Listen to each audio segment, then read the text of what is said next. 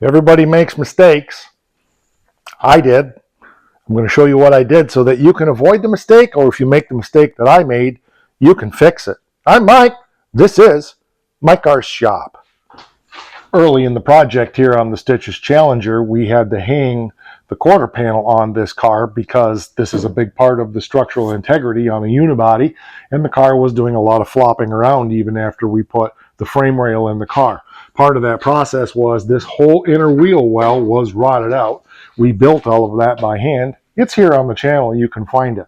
But when I put the quarter panel on, this lip was like this instead of being flat, and I couldn't figure out why. I thought it was because I hadn't fabricated the inner panel properly.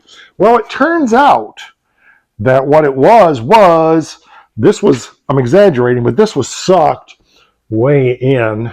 So I had to take my homemade porta power, which is a little bottle jack, and a 2x4, and go through here and push this back out from here to here about 1/2 inch. So I'm going to share that process with you kind of on a time lapse just so you can kind of see what I did, and then we'll come back into it and we'll go to the next steps on finishing up what needs to be done here on the quarter panel so that we can button up the back of our Stitches Challenger.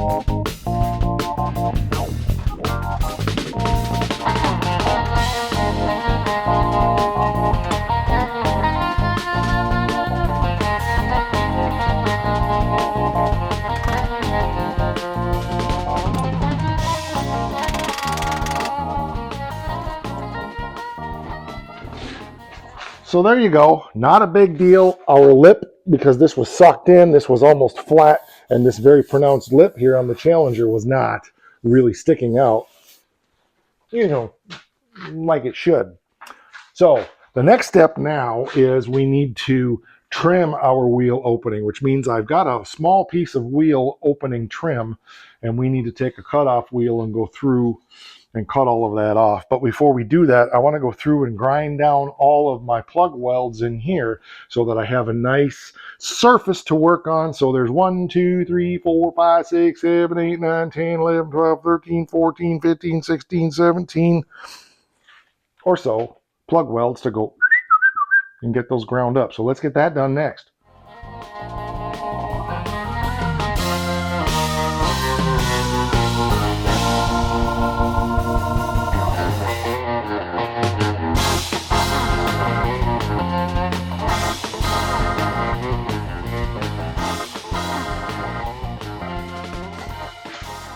Okay, I went through and I got that ground up. There'll be a little detail welding to do in there eventually, but I sprayed it with some green etching primer, not because I wanted to etch. I just wanted something that would dry fast, so it's a lacquer-based primer, and it's a different color than black, so I can take a piece of trim now and go around there and determine exactly where I need to cut it. I don't have a wheel opening molding for this quarter panel. Sorry, it looked off a little bit there, but it's not. So I need to, I have a piece that I've cut that's sitting over there, and I can go around and kind of piece it. I'm not one that worries about the trim being exactly the same width as the wheel opening molding, but by the same token, I don't want the wheel opening lip to be this big and the trim to be this big. So let me get my piece of trim. We'll kind of go around and piece it, and then we can take our cutoff wheel and start working on cutting it off. It's going to be a job of work. It's why I didn't get done, because I was lazy in putting it off. Yeah, well, I put it off till later. Well, this is later. So here's my trim. This will get us close. It's just a piece of the wheel opening trim actually off of this wheel that was junk. So we're just kind of going in and laying it in there and just using it as kind of a guide to go around. If you can see the way I'm doing it, I'm just kind of putting it on there and then kind of coming down and going around and around. It ain't got to be perfect. It's just got to be done. This one's going to be a little tricky. We may not get it perfect. We can always come back later, trim it up a little bit if we need to. But it's a place to start. And the best place to start is always in the place that you start. So there you go on that. All right. We're going to...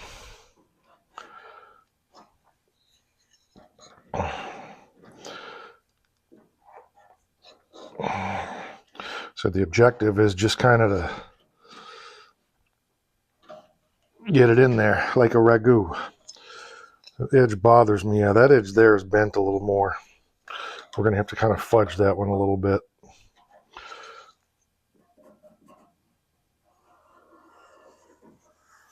Normally I would suggest buying the trim, but I don't have the money for it. So we're going to do it this way. I've got trim for, I think, 3 wheels. I think this is the only one I'm missing. We'll get it eventually. I've been watching Marketplace for used stuff.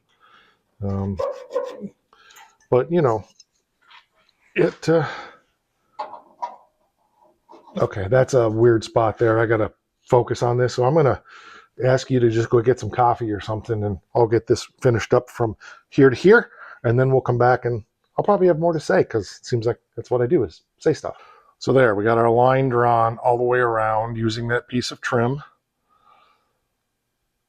It'll be easy enough to dress that up a little bit later if we need to, but it's close enough now. And I forgot that I had one little brace welded in here, so I'm just going to stop here for now. But this is something that's going to be a lot easier to do on the rotisserie than trying to do it sitting on the ground. We'll have to do the other side because I'm not putting that quarter on until the car's back off. But the inner isn't as shot on that side either, so it shouldn't be as hard. But anyway, so I'm going to get my cutoff wheel and start going after it.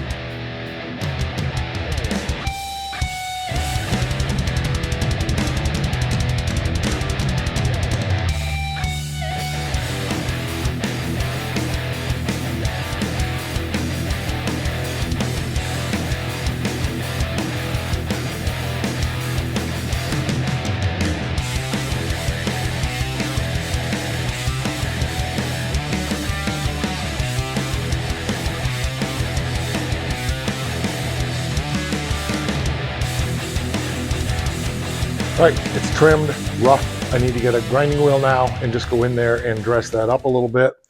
I'm not gonna make it perfect yet. We may need to trim it just a little bit more here and there, but for the most part, it's pretty good. May have gotten just a little teeny bit thin right there, but should be all right, I hope. It's, yeah, there's still room to get a screw in there, so if we have to put more material in, we will, you know what I'm saying? But should be good. So if I screwed it up, I screwed it up. That's what the whole video is about fixing screw ups, right?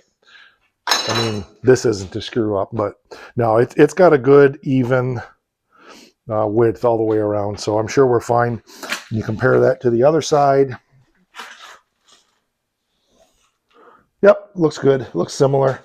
That may be just a little teeny bit wider over there, but like I said, no big deal. We'll be just fine. I wish I had this piece of trim, but I don't. So I got a couple more little spots to grind down. I'm also going through and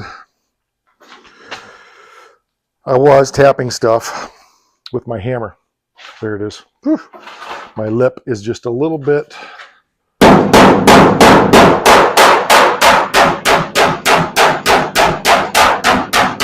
There we go. That looks good. Yep, we've got a couple little spots to grind. So let me get a grinder and just dress this up a little bit and we'll be golden, mullet.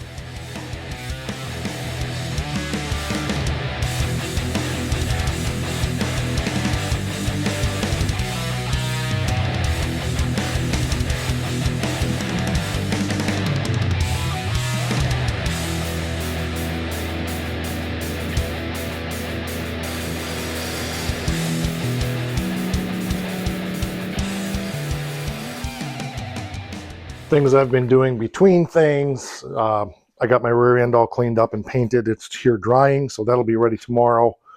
It's looking really nice. It's going to turn out looking good. I wish they stayed this clean forever, you know. But by the time the car is painted and everything, all this stuff will be filthy dusty.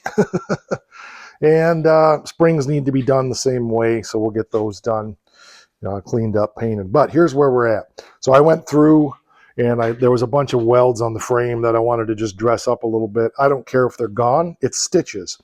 Our wheel opening lip looks really good. I got it all ground down, sanded up. There's a couple little pits here and there. Ouch. Couple little pits here and there, but for the most part, it looks good. I got just a little teeny thin right in there, but I don't think that's going to hurt anything. So that looks good. So we got patches in here we need to do, in here. Well, this patch is okay here. We just need to do a little grinding, and then we need to get this off. We need to get this fender lip finished up. Going to make a patch here. And look, I may just pour 15 patch this. I'm not sure. We may peel this piece out and just put a piece in. It's a little bit punky in there. This just needs a little patch. So probably what I'm going to do, that's where the trunk brace is for the sail panel or whatever the heck it's called back here. Dutchman's panel, I think it is. So that's probably a factory booger there. They weren't always perfect from the factory. But what I may do, since I don't have the argon CO2 for my MIG, is get this stuff cut out, get these patches made and tack them in, and then I can just go back once I get my gas fill and just weld them in. I'm not going to do them with the TIG. I've definitely decided that. So I also went on the other side over here, and this is all done now. I'm not going to spin the car up, but up in there was a couple of welds that needed to be cleaned up. So I got that all done. So the back end of this car is really, really, really close. It's getting very close to completion. And that really makes me happy. I've gone around and looked at everything under here. From its bed liner is up to about here in this car. And let me get my light on so you can see better. I hope you can see me. It's time to cry, Uncle. My microphone's quit. I lost 15 minutes worth of video. I was redoing all that video. Then my battery died. I got you plugged in so I can wrap this up. So anyway, I'm going to make the patches, get stuff put in, tacked in, and then we can finish it up as soon as I get the argon tank filled Monday. Excuse me. So that's cool. We're making progress, and then we'll get the rear end under it and we can take it off the rotisserie. So I'm going to guess that's going to happen here in a couple weeks. I still need to get the springs painted. I've also got to go on a manhunt and find the other half of my spring shackles and the nuts for the shackles. I'm sure they're in a tote in the back room somewhere. Surprised I haven't run across them. The housing is all cleaned up, so we can take care of the rest of that from there. It's going to be good enough to throw the axles in, and we can bolt tires on it. I did paint up one of my rallies. I don't think I showed you that. So I'll get the rest of those done, and then I've got to take them up to the tire machine and get some tires put on them. I have tires for it, so they're not going to be perfect tires, but they'll be done tires to be able to roll it around, stuff like that. Yeah, so I think I'm going to quit. Well, the quitting is good. It's just one of those things when everything starts fighting, I know it's time to quit before something stupid happens. So that'll do it. We will catch you on the next one. Don't forget that we have channel memberships here for as little as $5 a month. I appreciate all of our channel members here who faithfully support the channel. You get access to behind the scenes stuff and all kind of other stuff around here. And don't forget, I think the most important thing at Mike R's shop, yeah, probably it is. Don't forget.